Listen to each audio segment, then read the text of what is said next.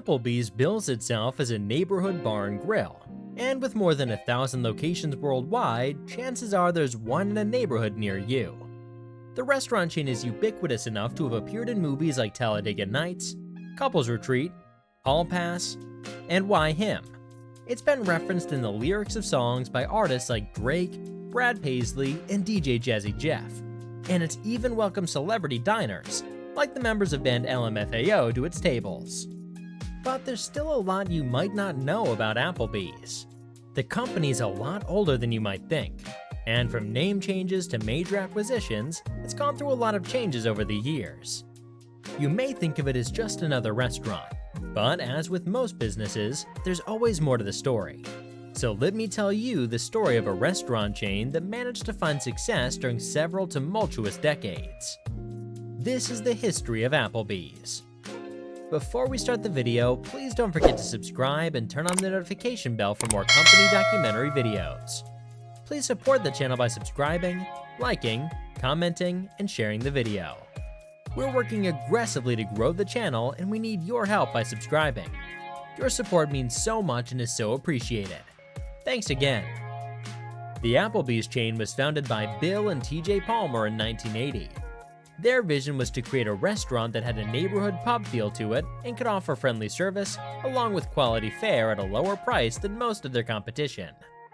The name Applebee was their first choice for the concept, but they found that it had already been registered. They also considered cinnamons and peppers before arriving at Applebee's. They opened their first location in Atlanta, Georgia, at the time named TJ Applebee's RX for edibles and elixirs. They opened a second location outside of Atlanta, Georgia a few years later, and sold the company to W.R. Grace & Company in 1983. As part of the transaction, Bill Palmer was named president of the Applebee's division, an indirect subsidiary of W.R. Grace & Company.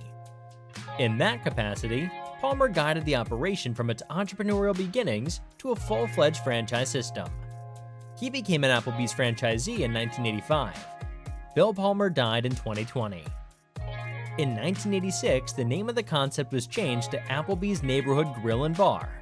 In 1988, Applebee's International Incorporated became the restaurant chain franchisor when Kansas City franchisees Abe Gustin and John Hamra purchased the rights to the Applebee's concept from W.R. Grace. In 1989, Applebee's opened their 100th restaurant in Nashville, Tennessee.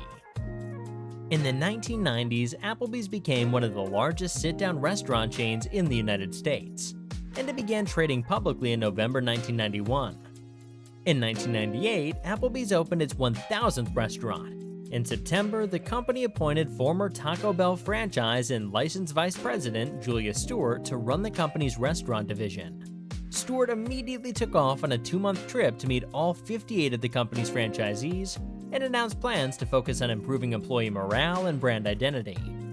At the end of the year, Abe Gustin stepped down from hands-on management, retaining only the role of board chairman.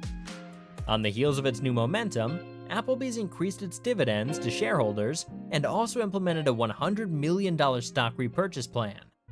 The company's renewed focus on its core strengths was paying off, and it was continuing to grow steadily. Applebee's had opened more than 100 restaurants annually for 7 years running, and anticipated this number to hold steady for the near future.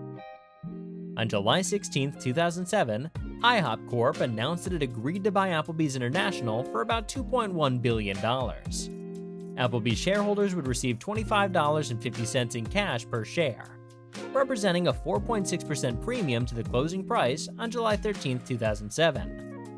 The acquisition was completed on November 29, 2007, after which IHOP Corp., the combined company, became the largest full-service restaurant company in the world, with more than 3,250 locations.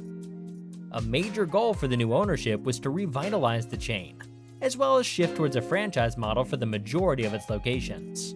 In 2013, the chain faced an uproar on the internet after firing a waitress who posted a picture of a customer's receipt that had a rude note written on it objecting to a required gratuity, and then poorly handling the response to the incident.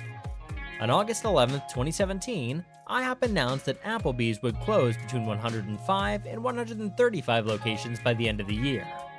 Same-store sales decreased 7% in the previous quarter. In late 2017, Applebee's began to place an increased focus on promotions involving low-cost cocktails, including a $1 margarita promotion dubbed the Dollarita in October and $1 Long Island iced tea in December. The drinks would serve as a loss leader, with customers subsequently upsold towards higher-priced food products. Despite hesitation by some franchisees to participate, the promotions were associated with a major increase in traffic at some locations, and prompted the chain to offer similar promotions later on.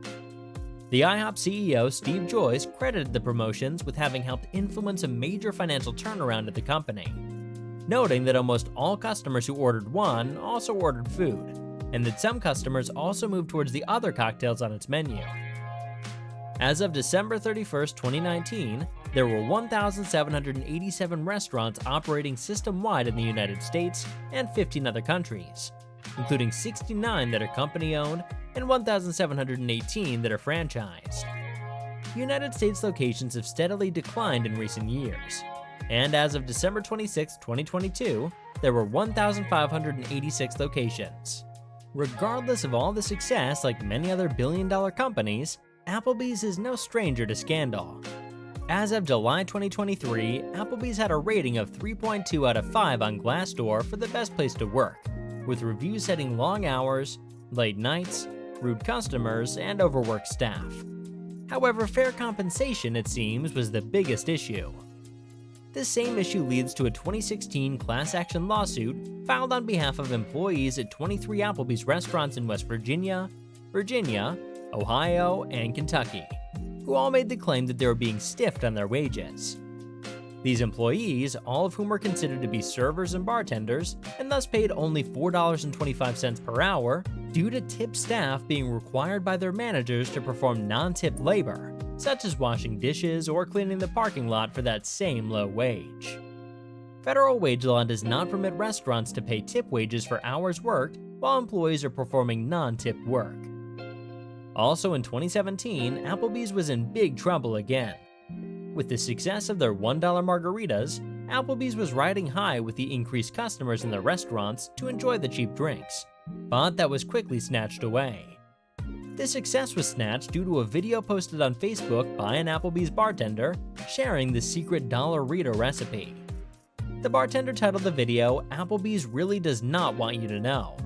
She went on to say that the margaritas recipe included 1 gallon of bottom shelf Azteca brand tequila, 1 gallon of margarita mix, and 3 gallons of water, making the drink only 1/5 booze, minus any added ice.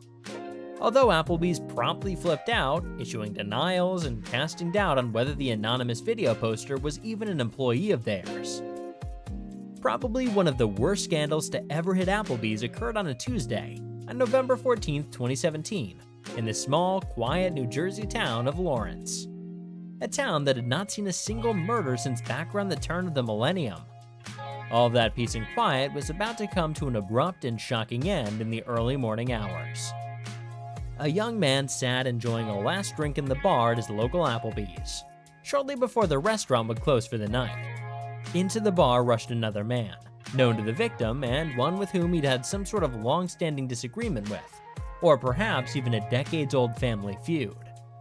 Before the first man could even turn around, the second man fired his weapon, delivering a single bullet to the victim's head, killing him instantly. The slain man left behind him many grieving friends and a small child. The killer was indicted on a murder charge, and the Applebee's location, shockingly, reopened the day after the shooting. Unfortunately, this was not the only shooting at an Applebee's, but we don't want to go down that road. Personally, I'm not super hype about Applebee's. I prefer Chili's. Regardless of what I think, based on the numbers, people still really love Applebee's. Applebee's reported sales amounting to $4.24 billion from its franchise restaurants in the United States during 2022. Although Olive Garden was the leading casual dining restaurant chain in the US in 2022, Applebee's came in second based on sales. To me, Applebee's are the restaurant that you kind of expect to be around somewhere in the city. Like most of these restaurants, they're just kind of there. I feel like most people go to Applebee's when they don't feel like going to a fast food joint or they want watered down drinks. I'm confident they'll be around for some time. I would say people getting shot would scare customers away, but this is America, so do with that information as you please. Anyway, let me know in the comments what you think about Applebee's and how they've changed over the years. Has your perception of them changed? Do you even like their food and drinks? Or do you prefer one of their competitors? Thanks for watching. Please don't forget to subscribe for more company documentary and news videos. And be sure to like the video as well. Alright guys, see you in the next video.